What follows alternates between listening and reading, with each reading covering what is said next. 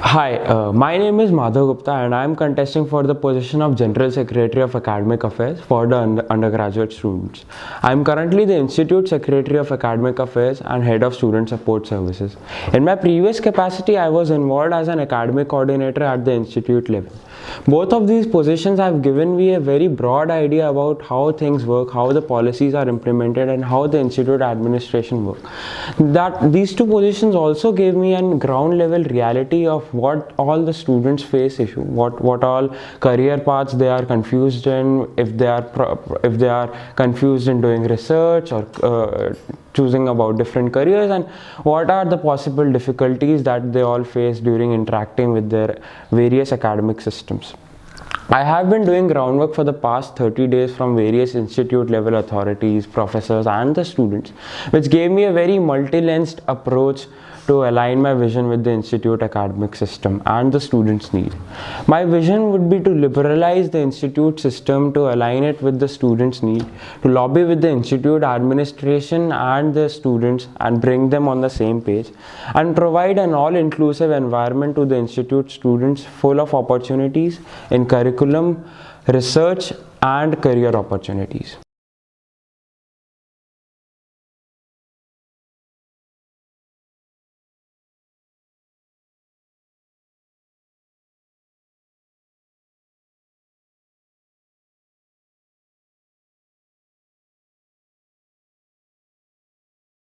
So the policy wing will have a particular manager which will be interviewed by these three general secretaries, GSA PG, GSA UG and GSHA, because they are very much connected to the institute level political affiliations, and we will definitely make sure during these interviews as well that particular position of responsibility holder is not affiliated or is certainly apolitical.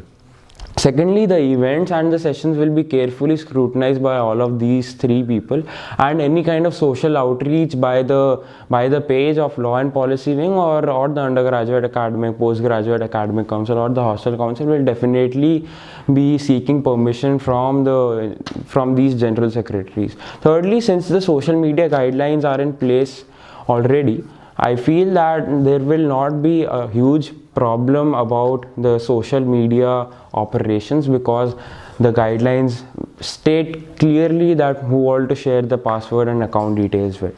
The major events that are planned are the major events would be about the policies in the Indian government, the constitution awareness, and there can be lectures and talks by various government officials. There can be projects from various government authorities as well, such as MHRD or some member of parliament, and there are various programs such as LAMP fellowship and etc.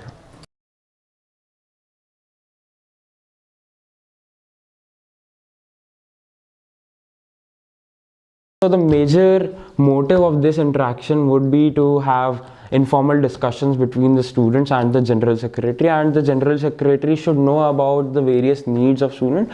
What I felt during these 3 years in my institute, once the general secretaries are elected, they do not really know about the needs of the students, and I have also proposed an online discussion forum for the same, because a lot of institute students have these clashing timings and clashing work related requirements during the time of open houses as well.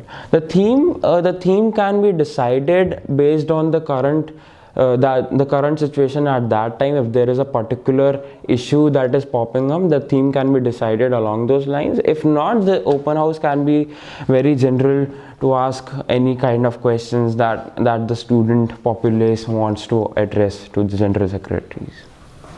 Already we don't get a forward question. Already we don't get great participation in GBM. So how will you ensure enough participation in open houses? So what I particularly feel in GBMs is it's towards the end semester examination. So a lot of students are extremely busy with their coursework and all of the other works. And then that is one of the reasons that we also do not get a lot of good participation in course feedbacks as well. The second thing is the general body meetings don't really have an online live discussion forums. Although there are questions asked by Insight which is collected from the student populace, but there is no quick redressal of problems at the same time. So I believe that open houses, if conducted after the midterms or during the semester, between mid semester and end semester examination, they will have quite some people attending that, and definitely the online live forums would definitely visit, or some students will definitely visit those forums and ask their questions.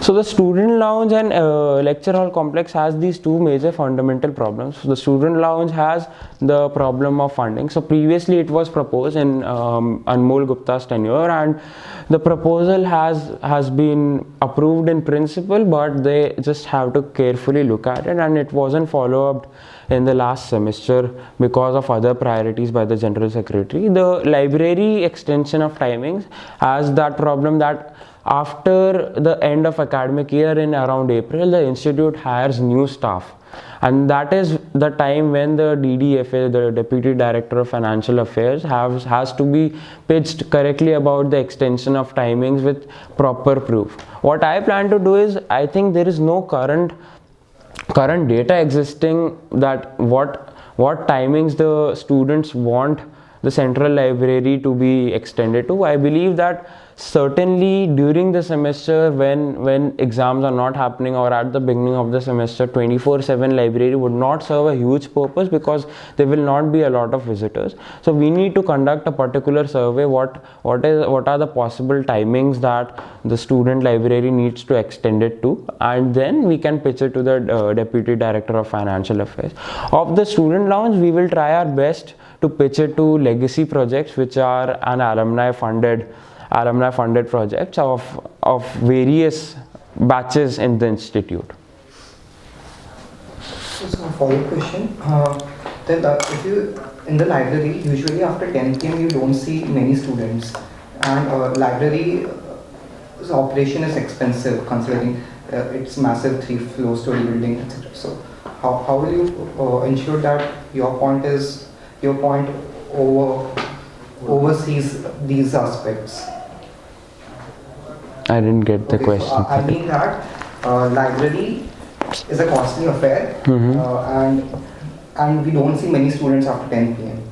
So how will you convince administration that even if few students are interested, still library timing should be extended?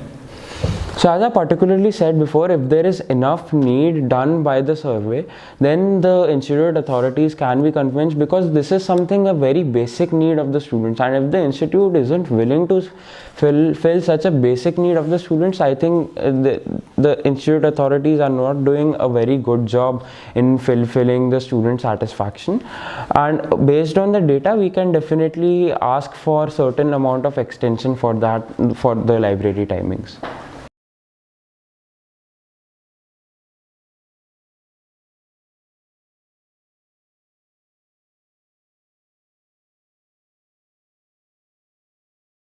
Okay, so if you see, I think there are a lot of tech teams in the institute, and the tech teams which will qualify at the starting would be the tech teams who have got the initial funding from IRCC, and who will decide the credit. It will be decided by the local faculty advisor and the faculty advisor of the particular tech team. And what was the next question? There are different kinds of work in tech teams. So which work will qualify for how many credits? Okay, so the different kinds of work in my opinion would be in the tech teams firstly would be about non-core marketing and media related. Secondly would be about technical teams. So the current proposal would be to credit those technical work, and because since we are in an engineering institute, the marketing and the non-core related work would not be credited towards the departmental requirements.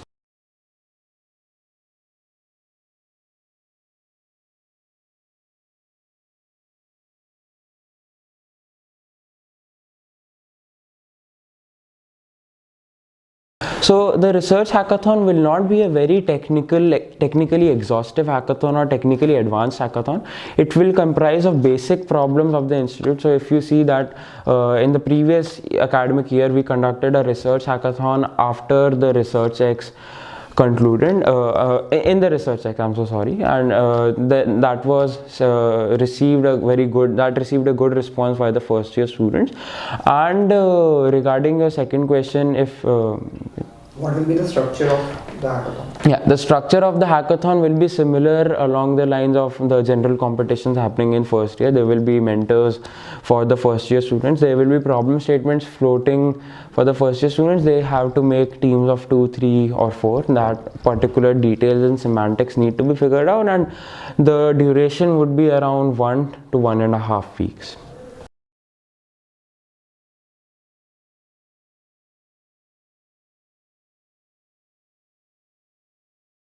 So I'm not particularly allowed to take the authority's name who will be responsible for the TA training sessions. I have spoken with the authority and the concerned professor in charge, and we both in association will be conducting, and we will be definitely helping in its implementation.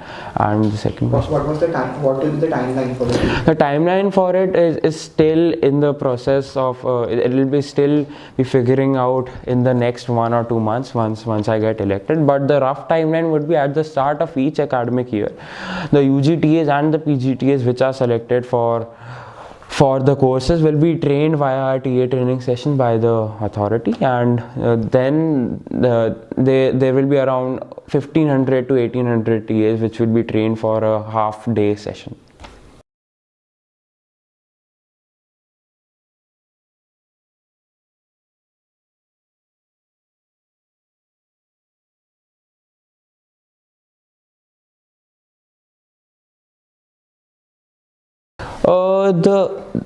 The coping up thing, I think the number of credits, if it's a 6 credit project, then the student will have to devote at least 6 hours and or 2 afternoons in their week. And I believe that the structure will be similar to a supervised learning project or a research and development project. It will certainly involve more commitments, more meetings with the industries, because it's an industry project. And your second question was? If it can be tagged as department elective or institute elective, will there be any limitations in the number of students, and on what basis those limitations will be? So the current aim would be to start these projects and start giving credits as an ALC. It can be decided on a department level if it needs to be allowed as a department elective or not. And the limitations for those would be the students will be selected based on their interviews and based on the semester commitments that they're willing to take up. And I believe if there are a lot of students, there can be other constraints and criteria that can be figured out at that time itself.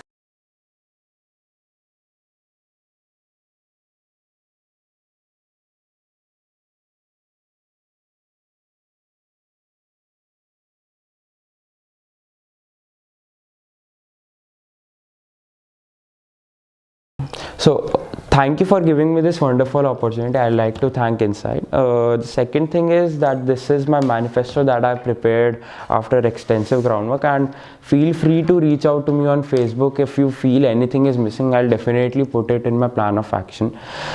Campaigning has started, and I will be visiting your hostel soon to know more about what are your current problems and how can we improve that. And yeah, thank you for your time and patience.